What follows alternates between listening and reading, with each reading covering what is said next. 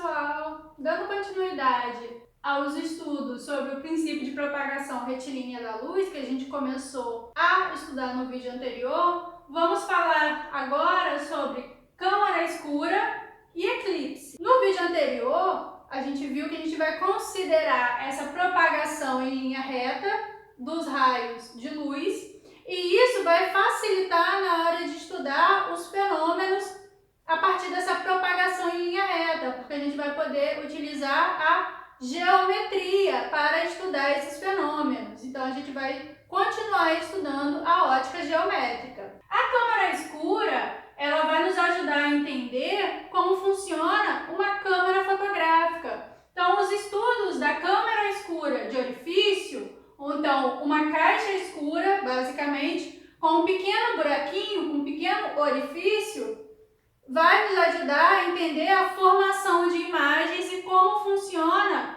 uma máquina fotográfica. Uma caixa escura onde tem um buraco, se a gente coloca um objeto próximo a ela, vai acontecer a formação da imagem desse objeto no interior dessa câmara. E a gente consegue determinar o tamanho dessa imagem a partir do momento que a gente conhece a distância entre o objeto e o orifício e o buraquinho e o comprimento da caixa, porque essa imagem ela vai acontecer no fundo, no interior dessa câmara escura. Então a gente vai conseguir também determinar o tamanho da imagem se a gente conhece a distância entre o orifício e a superfície, a parte de trás da câmara escura. Isso a gente vai fazer usando geometria, semelhança de triângulos. Observem que o meu objeto, que nesse caso está sendo representado por essa seta vermelha, que vai do ponto A ao ponto B, vai formar um triângulo com o orifício da câmara escura, com esse ponto X. Então aqui eu tenho um triângulo que é igual a esse outro triângulo aqui, que vai dos pontos entre a imagem formada desse objeto e o orifício. Então, por semelhança de triângulos, a gente vai conseguir determinar o comprimento da imagem formada nessa câmara escura. Então, isso aqui é o princípio de funcionamento de uma máquina fotográfica. Isso aqui vai funcionar parecido com o exemplo que a gente fez no vídeo anterior, que a gente conseguiu determinar a altura de um prédio a partir do momento que a gente sabia a altura de uma árvore próxima ao prédio e o comprimento da sombra formada por esses objetos a partir do momento que a gente considera a propagação da luz em linha reta. Então, o mesmo princípio a gente vai aplicar aqui, semelhança de triângulos. Então, I aqui é o que a gente chama de tamanho da imagem, O é o tamanho do objeto que vai formar a imagem, P' é a distância entre o orifício e a imagem formada e P é a distância entre o objeto e o orifício da câmara escura. Então, é assim que vai funcionar o estudo de formação de imagens em uma câmara escura.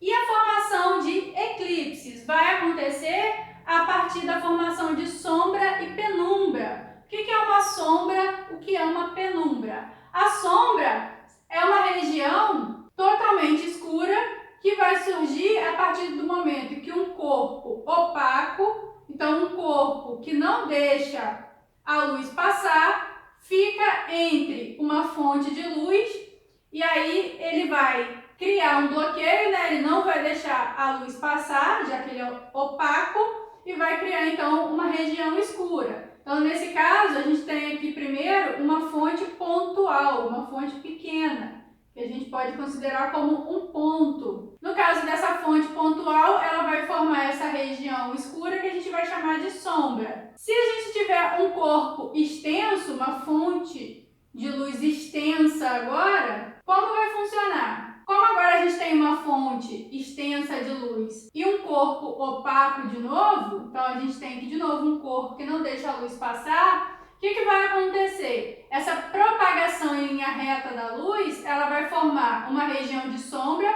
uma região totalmente escura, mas também vai formar uma região próxima que parte dessa luz vai passar. É o que a gente chama de penumbra. Ela não é totalmente escura, mas ela também vai ser percebida, vai surgir ali uma região de penumbra, não vai deixar passar totalmente a luz. E a partir do momento que a gente sabe como ocorre a formação de sombra e penumbra, a gente consegue estudar a formação de eclipse.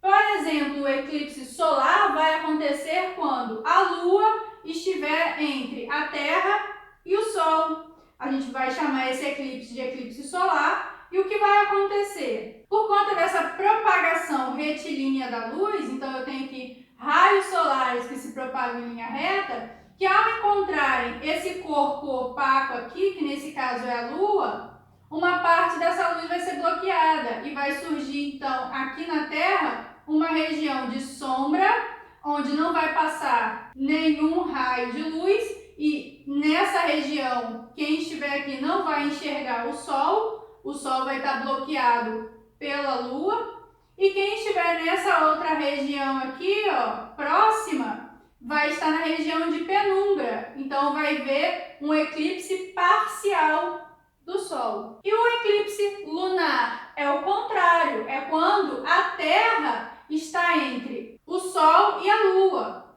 E aí, quem estiver na região de sombra não vai conseguir ver a Lua. A gente tem um eclipse lunar. Então, os eclipses eles vão acontecer a partir dessa formação de regiões de sombra e penumbra quando um corpo está entre outro. Então, nesse caso, se a Lua está entre a Terra e o Sol, eclipse solar. Se a Terra estiver entre o Sol e a Lua, a gente tem um eclipse lunar. Vamos agora continuar fazendo os exercícios da página 12 da apostila. No exercício número 1, a gente tem o seguinte. Num dia sem nuvens, ao meio-dia, a sombra projetada no chão por uma esfera de 1 centímetro de diâmetro é bem nítida se ela estiver a 10 centímetros do chão. Entretanto, se a esfera estiver a 200 centímetros do chão, sua sombra é muito pouco nítida.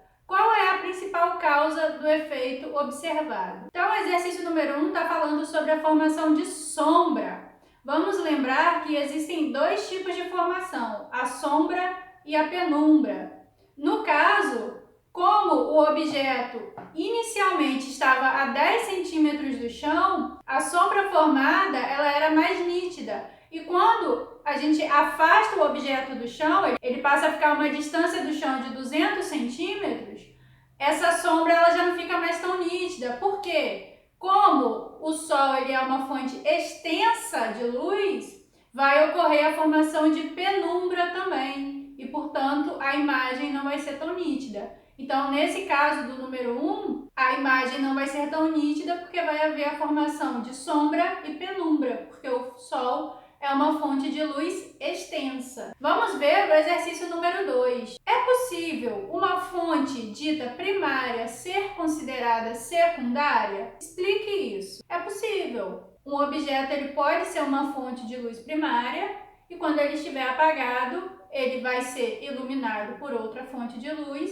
e vai refletir a luz dessa fonte e vai passar a ser tratado como uma fonte secundária. É o caso de uma lâmpada, por exemplo. Quando a lâmpada está acesa, ela está emitindo luz. Ela é uma fonte primária de luz. Quando essa lâmpada está apagada e é iluminada por uma outra lâmpada, essa lâmpada que está apagada, ela está sendo iluminada por outra, ela vai refletir essa luz e a gente vai enxergar essa lâmpada apagada também. Então, ela passa a ser tratada como uma fonte secundária.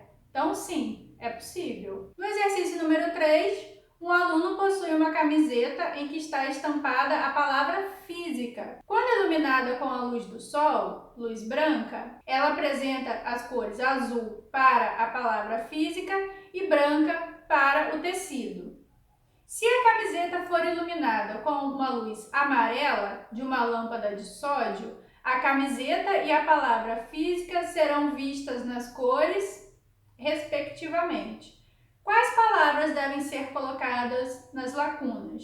Então, a gente tem uma blusa, uma camiseta branca, com a palavra física escrita em azul quando iluminada por uma fonte de luz branca, que nesse caso é o sol. Se essa mesma camiseta for iluminada por uma fonte de luz amarela, como vai ser a percepção das cores dessa blusa?